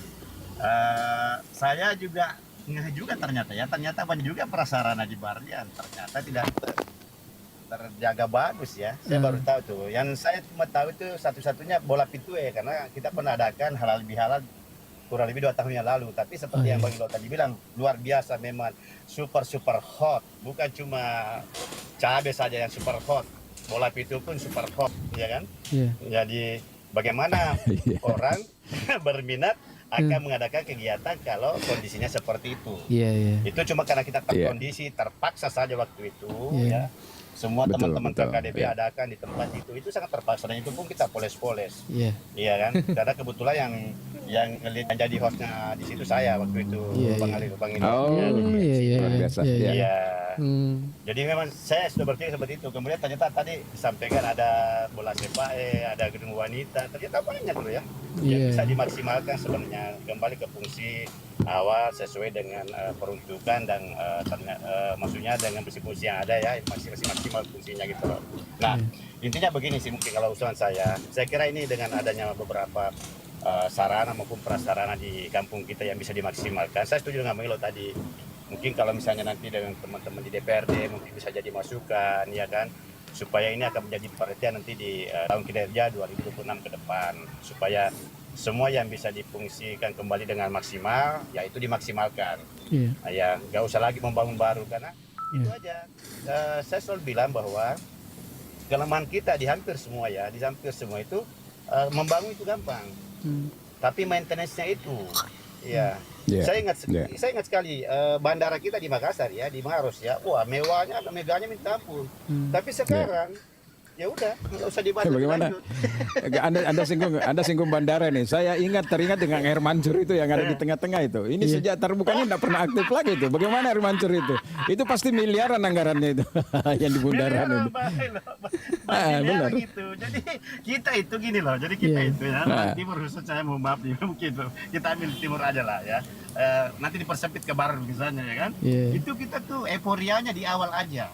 Grand openingnya itu wow amazing luar biasa. Tetapi setelah grand opening, nah itu dia satu persatu muncul persoalan proses maintenance, biaya yang tersedia. Nah makanya tadi saya sepakat sekali dengan Mbak Ilo, itu ide yang sangat brilian.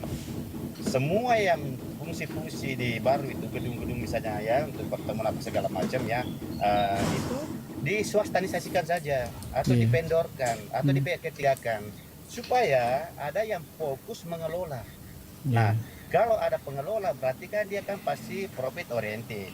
Begitu kita berbicara profit oriented berarti di situ ada result yang harus dicapai, apakah itu per minggu, per bulan atau per tahun. Nah, itu dulu harus ada target, ya kan? Harus ada target di situ. Ada ini itu nggak ada usaha, ya kan?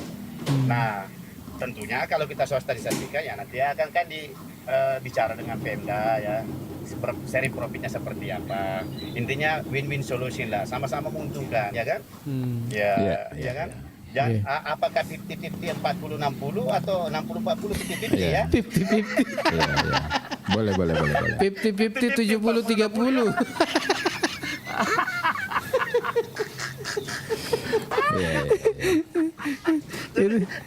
itu kalau pengusaha Bang Ilo 50-50 70-30. Tapi biasanya pemerintah itu target ya, sama dengan kayak ujung batu itu ditarget dia. Jadi berapa kemampuannya mereka per tahun misalnya seperti itu. Jadi pemerintah tidak mau tahu pusing lagi kan seperti itu.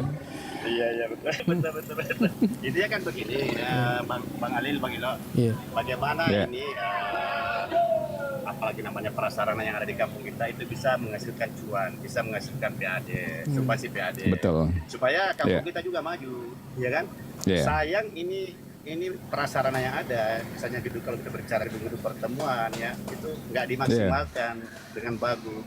Padahal kan ada yang bisa dikelola lebih bagus. Ya. Nah memang biasanya ini yang biasa jadi bentrok itu ketika sudah itu pertemuan dua pihak, biasanya di situ agak alot karena di situ ada kepentingan, ada apalagi kalau berbicara ada ego di situ. Nah ini makanya tadi saya bahasakan Bang Alil. Nah ini yang bahaya nih kalau kita mau berbicara sharing profit 50-50 70-30 ya kan? Ini yang bahaya.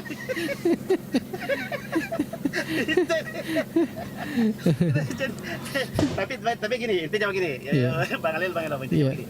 Saya sebagai warga baru ya, saya sebagai warga baru yang selalu kita bilang bahwa ini kita butuh mengkritisi dan ini perbaikan. Ya karena kalau tidak ada yang mengkritisi, ya kita pihak yang terkait, yang dalam hal ini ke pemerintahan ya, Bupati, dapur Kopindanya itu tidak ada kekagetan gitu. Bahwa ternyata ini yang harus diperbaiki. Maka tadi pertemuan sebelumnya kan saya sampaikan bahwa bagaimana baru ini menarik mau didatangin orang kalau memang view-nya secara view saja tidak menarik. Saya akan contoh, itu yang patung di Bundaran. Iya kan, maka saya bahasakan. Ini saya bilang sama Adinda protokol Ibu Bupati, Dek, saya sampaikan lah. Ini kalau saya lintas dari Makassar ke Parepare, ke baru ke Makassar. Ini ketika saya masuk di Bundaran itu, saya seolah-olah ini saya masuk di zaman prasejarah gitu loh. Kenapa nggak dipoles-poles supaya enak view-nya, ya kan? Supaya cantik dong dilihat. Jadi benar-benar lah dikasih gizi-gizi sedikit itu supaya kita juga nggak mengantuk di situ, toh. Jadi saya kira itu aja mungkin saya sampaikan. Ya, mungkin ke depan kalau ada timing kita bisa diskusi ketemu langsung seperti Pak yang akan lebih bagus. Ya, saya siap ke baru. Oke, makasih banyak. Terima kasih Pak Pedesta Indonesia. Iya, luar biasa sekali nih Bang Ilo. diskusi kita pada kita juga pagi ini. Semangat Bung Alil ya. Kalau acara-acara kita ini diikuti oleh teman-teman yang punya kontribusi yang sangat baik ya untuk daerah ini. Jadi Bung Alil ya. Nah kita juga memang memaklumi bahwa pemimpin daerah ini kan baru saja Bung Alil ya, belum cukup 1 tahun Bung Alil ya. Jadi banyak bangunan-bangunan yang lalu itu kan masih peninggalan yang dulu, dan saatnya sekarang mungkin 2026. Makanya saya bilang kepentingan kita di tahun 2026 mudah-mudahan ini mendapatkan pembenahan Bung Alil ya. Seperti bola Sobae, kemudian bola Pitue. Ini yang baru di Kota Baru aja nih Bung Alil, belum yang lain potensi-potensi wisata kalau kita mau berpikir. Karena potensi wisata, potensi tempat-tempat inilah yang bisa mendapatkan income dalam bentuk PAD, karena dia bisa memberikan jasa digunakan oleh orang Bung Alil ya. Seperti itu jasa pengantin, seminar dan sebagainya. Dan bola Sobae ini luar biasa, dia punya kamar itu sampai 3-4. Ada ruang kecil untuk meeting roomnya itu yang sampai 20 sampai 30 orang, dipasangi AC, dipercantik, dilengkapi sound system, dikasih whiteboard, dikasih apa, itu kan sudah pasti sering digunakan Bung Alil ya. Apalagi ada akomodasinya. Ruang meetingnya misalnya untuk pesta perkawinan misalnya dilengkapi dengan AC sentral misalnya Bung Alil. Ya enggak apa-apa, orang bayar mungkin sampai 5 juta tapi mereka puas. Tidak setengah mati panasnya minta ampun pakai orang sewa kipas. Coba bayangkan orang. Orang kalau mendekorasi di sana itu bayar 10 sampai 15 juta Bung Alil. Dekor ya. Coba bayangkan kalau dialihkan itu bayar 5 juta saja, orang-orang mau bayar, tetapi pelayanannya tentu jauh lebih bagus, lebih menarik ya Bung Alil ya. Kemudian tidak tertutup kemungkinan sekaligus dia bisa menyediakan yang namanya makanan, cateringnya gitu. Catering Bung Alil itu luar biasa penghasilan kalau bisa didapat dari situ kalau mau dikelola baik. Tapi saya tidak usah kembangkan lebih jauh Bung Alil. Iya, biar kita simpan saja dulu. Apa sih yang bisa dilakukan itu? Kalau saya dikasih target itu Bung Alil sampai 10 juta, 15 juta per bulan, berani saya itu Bung Alil. Oke, cukup Bung Alil karena ini sudah termasuk jam yang luar biasa nih, kita bisa bertahan sampai di jam 10.42 ini. Ya kita rehat. Ini Om Amap ini ya 1 menit. Ya mungkin ada yang mau disampaikan Om Amap. Ya silakan. Ya. Oh Mas. Ya. Setelah kita mendengarkan. Bang Alil luar biasa lah. Yang saya hanya garis bawahi, pertama room kita ini harusnya minimal 500 orang yang monitor itu juga kan. Alil sama Bang paling tahu caranya itu di Facebook aja Bang Ilo, kalau dia live streaming banyak yang masuk. Kemudian ini saya harap pemerintah kalau ada perwakilannya mendengarkan di sini, beli ketamben deh, buka-buka korek-korek kuping gitu kan. Kita tidak tidak sebatas membahas saja, apalagi kalau Bang Agus tadi itu tidak mengkritik. Kalau saya mengkritik tidak ada, ini urusan tidak mengkritik tidak akan jadi, tidak ada kritikan. Kita harus adu pikiran. Kalau Pak Agus Peco lengkap dengan duitnya ya. Iya. Membantu. Nah itu di situ perbedaannya, kita di situ. Ada cuannya dia ya. Waktu sudah betul-betul. Oke. Ya. Panjang Pak. Terima kasih banyak ya. Iya, makasih banyak ini Om Amap. Kemudian Bugis Ji sudah gabung. Kemudian Om Bedasta ini Indonesia sudah gabung juga di pagi mulai sampai siang. Ada Agus Peco. Iya, Pak Agus Peco. Ada Agus Peco dari IKN Panajam. Iya, Pak Ari ada, tadi. Dari anggota dewan kita di Kalimantan Timur Bung Alil. Luar biasa nih Bang. Oke, kita cukup sampai di sini dulu untuk pertemuan kita. Mudah-mudahan kita ketemu lagi di Ogi baru menyapa di hari Senin lagi ya. Kita ketemu karena besok Jumat, Sabtu, Minggu, itu kita break dulu. Kita Senin kita ketemu lagi. Jadi saya Alil bersama dengan Bang Ilo mohon pamit. Wassalamualaikum warahmatullahi wabarakatuh. Waalaikumsalam warahmatullahi wabarakatuh.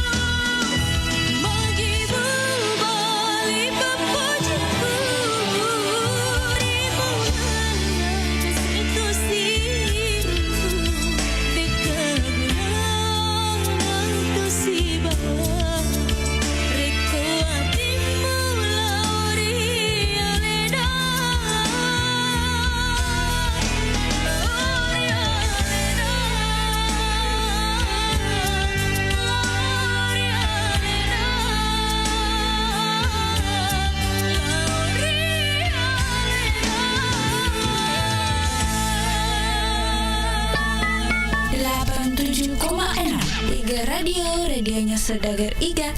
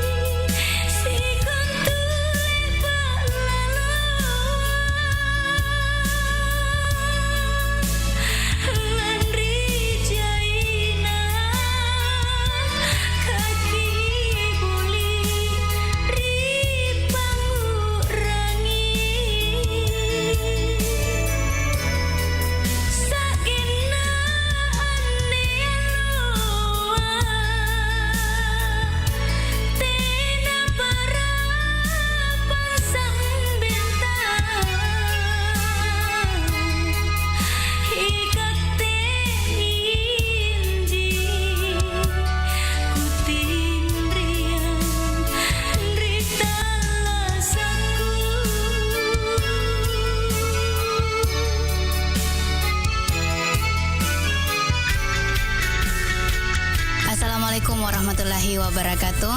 Halo sahabat sehat Bio7. Untuk saat ini saya sedang bersama dengan salah satu pengguna Bio7. Nah, nama Bapak siapa? Pak Majid. Bapak Majid tinggal di mana dan umurnya berapa? Di Pasar Ele, umurnya 66 tahun.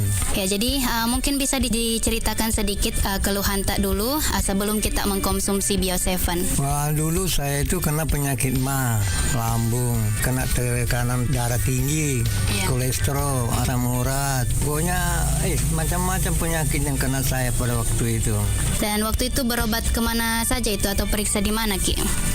Keliling di puskesmas, di rumah sakit, pokoknya semua praktik di Baru itu kudatangi semua, tapi sama sekali tidak ada perubahan. Ya, jadi di mana kita tahu itu tentang Bio7? Kalau Bio7 itu tahunya di radio di Bumi. Setelah saya dengar itu, ya saya cepat-cepat minta di sana. Alhamdulillah anak-anak itu sering kali mengantarkan sama saya. Jadi saya ucapkan terima kasih banyak sama anak-anak karena dia bisa antarkan saya di sini karena saya pernyataan saya ini kabur. Setelah saya konsumsi Bio7 ini, alhamdulillah agak ada perubahan sedikit demi sedikit rasanya. Berapa kali kita minum itu Bio7 tak? Pertama itu 3 kali satu hari, pagi, tengah hari, sama mau tidur. Sekarang ini saya kurangi pagi sama sore, itu aja. Botol keberapa itu baru kita rasakan ada khasiat dari Bio7? Ya, rasanya dari botol kedua. Mungkin ada sedikit pesan kepada pendengar yang belum pernah mengkonsumsi Bio7, Bapak Majid. Begini, ibunya itu ada itu di belakang, di kakinya, di dekat lututnya itu benjol. Saya kasih tahu minum Bio7, coba-coba. Pertama dia tidak percaya. Jadi dia dikasih tahu di dokter, ini tidak dioperasi ibu. Jadi saya coba-coba belikan Bio7, ternyata benjolannya itu agak kurang sudah sekarang. Jadi sekarang sudah bisa sembahyang. Jadi alhamdulillah Bio7 ini sangat bermanfaat. Ya, Bio7 telah terbukti ampuh untuk mengobati penyakit kronis atau penyakit yang tak kunjung sembuh. Dapatkan Bio7 dengan menghubungi call center di 0812 2323 5544. Bio7 double formula, double khasiatnya. 87,6 Iga Radio, radionya Saudagar Iga.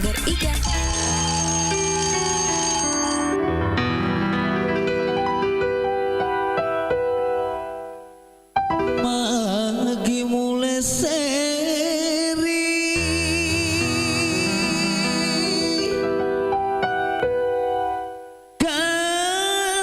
kasih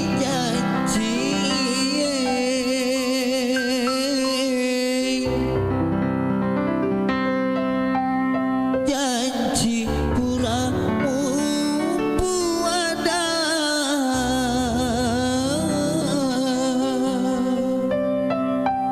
Rio mataku. Rega Entertainment.